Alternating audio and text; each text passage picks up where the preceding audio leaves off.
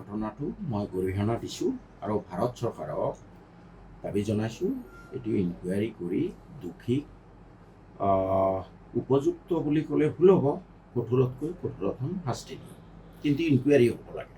কিন্তু ধৰ্মবাদী আজি হিন্দু ধৰ্ম লোকক এতিয়া হত্যা কৰা বুলি ক'লোঁ এইটো বেয়া কথা।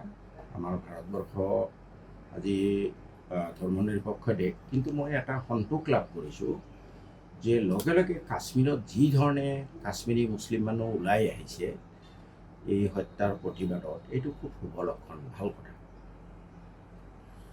ইনকুৱাৰী হ'লে আচল কথাটো ওলাব। মই ইনভেষ্টিগেশ্যন টপ লেভেল ইনভেষ্টিগেশ্যন হোৱাটো বিচাৰিছোঁ। আগতে পুলৱামা কাণ্ড হ'ল, এতিয়া বহুতে সন্দেহ প্ৰকাশ কৰে চাৰ্জিকেল ষ্ট্ৰাইকৰ ওপৰত। আনকি কাশ্মীৰৰ গভৰ্ণৰ যিজন আগতে আছিলে তেওঁ নিজেও এই বিষয়ে আঙুলি টোৱাইছে যে দেট ৱাজ মেনুফেকচাৰ। সন্দেহ, মোৰ পাৰ্চনেল সন্দেহটো বৰ বেছি মেটাৰ নকৰে।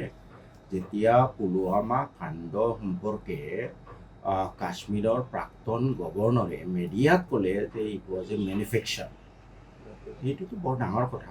সেইকাৰণে ইনভেষ্টিগেশ্যন হ'ব লাগে।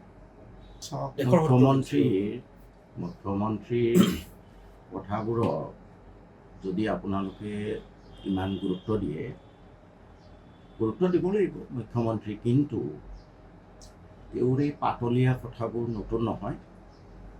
এজন মুখ্যমন্ত্ৰী সংবিধানৰ নামত শপত খাই তেওঁ এটা জনগোষ্ঠীৰ বিৰুদ্ধে নিৰবিচ্ছিন্নভাৱে বিগ বাষ্প বিয়পাই আছে। সেই বিষয়ে আপোনালোকে সৰব হওক।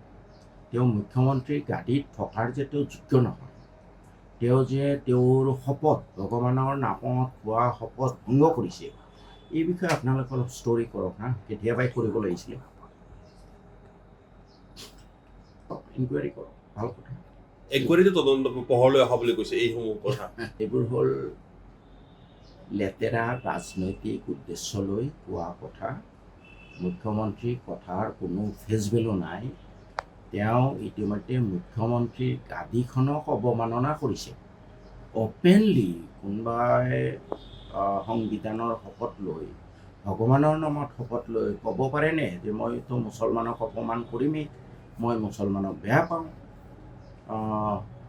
এইবোৰ কথা ক'ব পাৰে? কোনো ফেচ ভেলু দেখা নাপাওঁ।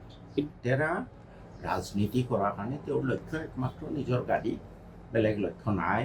লাগিলে তেওঁ 2 লাখ মানুহ মাৰি পেলাব, কোনো কথা নাই, কিন্তু গাদী থাকিব লাগে। সেইটো কেনেকৈ চাইছে আপুনি? ভাল কথা এইটো, কিন্তু তাৰ লগতে হাই লেভেল ইনভেষ্টিগেশ্যন হওক, যাতে আৰু কোনোবা দিনা কোনোবা প্ৰাক্তন ৰাজ্যপালে ক'ব লগা নহয় যে দিছ ৱাজ এ মেনুফেকচাৰ্ড কেছ, এইটো যাতে ক'ব লগা নহয়। সত্যপাল মালিক বিজেপিৰে মানুহ আছিলে, তেওঁ পুলৱামা কাণ্ডৰ ওপৰত আঙুলি টোৱালে নহয় যে এইটো মিছা, ৰাজনৈতিক স্বাৰ্থ সিদ্ধিৰ কাৰণে কৰিছে। গতিকে এই কাণ্ডটোতো যাতে কোনোবা ৰাজ্যপালে আকৌ আঙুলি টোৱাব নালাগে, তাৰ কাৰণে হাই লেভেল ইনভেষ্টিগেশ্যন। যিকোনো খবৰৰ বাবে যোগাযোগ কৰক 7099017330 লগতে 7099017110 নম্বৰত।